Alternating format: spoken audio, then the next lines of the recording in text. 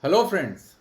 Friends, today we are going to talk about a very interesting topic, which is India's overall debt, where we are and where we are heading. And friends, whoever is following economics or current events might know that there was an article which got published recently where International Monetary Fund has raised concern over India's debt, overall debt, increasing the likely to increase India's overall GDP, which is the nominal GDP. So there is concern that India need to be aware of this and do something to prevent that kind of situation, which might lead to a huge problem going forward. Now, because this news item came out, so I got a little interested. I thought that let me do a deep dive introspection to see that what are the reasons for this concern and why India's debt has increased and why IMF is raising these concerns. So I went into in the research mode and I start looking at numbers. So friends, what I'm going to do is I'm going to take you through these numbers from where I got this data, how did I process this data, and how these charts have been created, so that you understand the complete situation without any confusion, right? So let's start from where did I get the data. So the data is available in two different websites. After doing a lot of research, I figured out. One is this website of the Department of Economic Affairs. Let me just take you through this chart. Just a minute. Here is the data. Just a minute, just give me a minute, because things sometimes become very slow because of here is the data. Just a minute, let me just pause. Yeah, so this is the website where you actually can get this data, right? The primary data. Now, if you look at this website actually, if you go to the home page, which is Department of Economic Affairs, you go to the home page, and in the home page, if you go down, you will find data and statistics. And if you click here, data and statistics, you just click here, you will get to this particular page, right? So here you will find central government's borrowings. So once you go into this web page, then you click this file. There will be different types of there will be different posting of by the government of India, that is the Department of Economic Affairs. Every quarter they publish this data, so you can open this data and see the breakup. So this data will be available here. So you'll get an overview of what the debt situation of Indian government is. So the data will just show up. Just give me a minute. So here the data, you will be able to see the data here.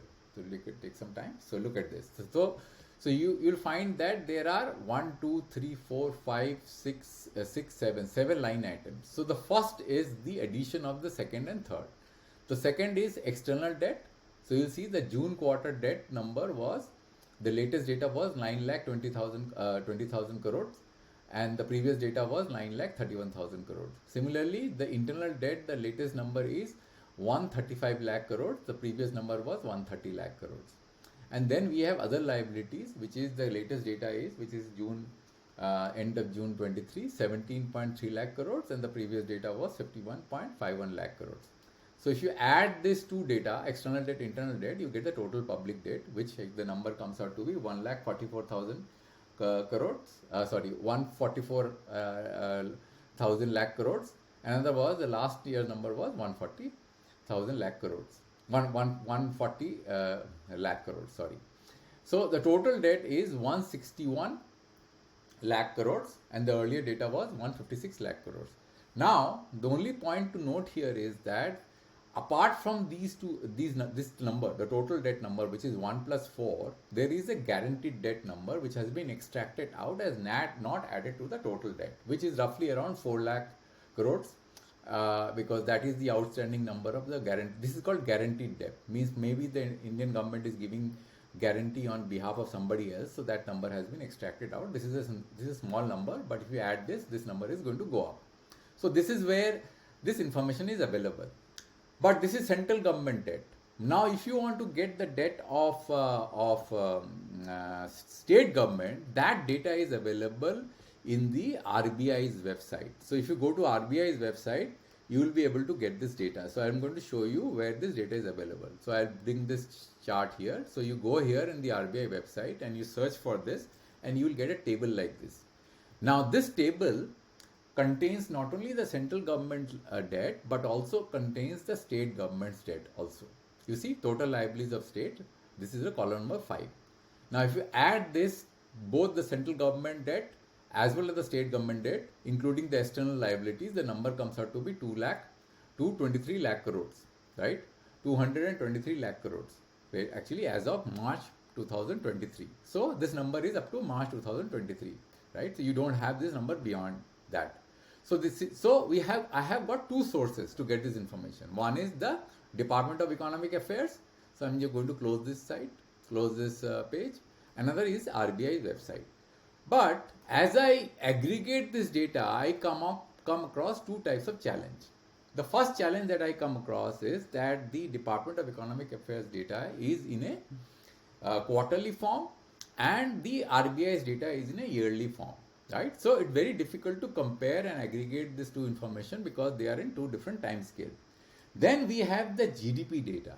Now the GDP data is also in a quarterly form, not in a yearly form, because I actually have been able to aggregate the GDP data which the Government of India publishes every quarter, which is a nominal GDP, and that number you can use to come out with the debt to GDP number. Now I have to deal with three different types of information and at two different types of time scale. So what I have done is that I have used Tableau for that purpose, right? So here are two different tabs here. If you look at this two different tabs, one tab is basically giving you the breakup of the Indian government debt, which was in the the Department of Economic Affairs, which I showed you. So which has internal debt, external debt, other liabilities, total debt, and the guaranteed debt and the outstanding debt. So this number is here. And then we have another sheet which I have created here, which is here. Just a minute. So this is the sheet.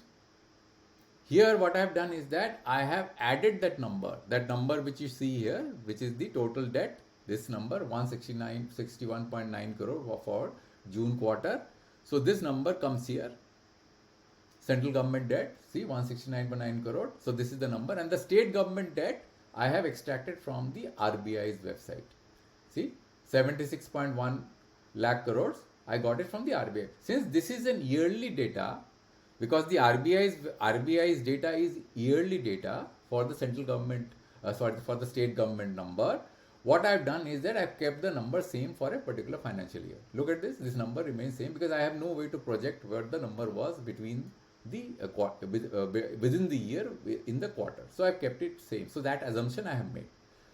The second assumption that I have made is that because the GDP numbers were on a quarterly basis, I have used a formula to add the previous 4 quarters GDP and aggregated that number in the quarterly, because GDP there is no way for me to, if I do a yearly calculation, then this time scale I would not be able to capture the details of the debt data which the Department of Economic Affairs has given on a quarterly basis, because I wanted to show you the quarterly basis time scale, and therefore I had to aggregate the GDP data in such a way that it reflects on a quarterly basis.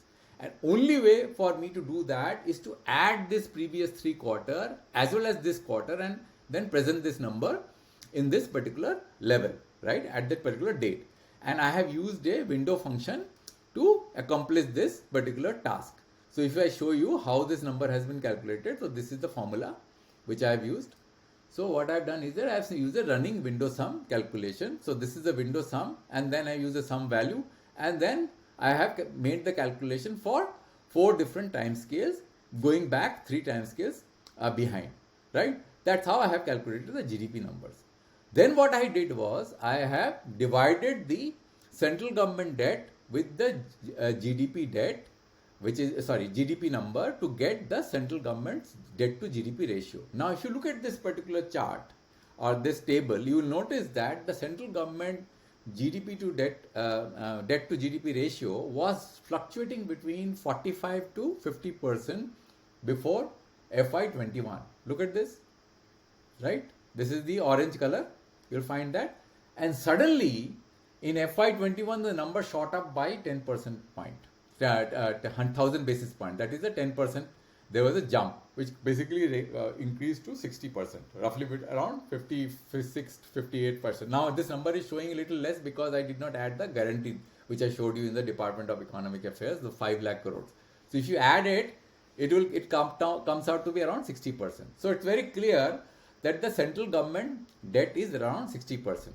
Now, it is not because of just COVID that government took extra debt and the number increased. It's also because the GDP shot down drastically because of COVID. Look at this. The number in end of FY20 was around 200 lakh crores, and suddenly in June 20 the number dropped down to 190 lakh crores. So there was a double whammy because of this debt to GDP number increased, the percentage increased.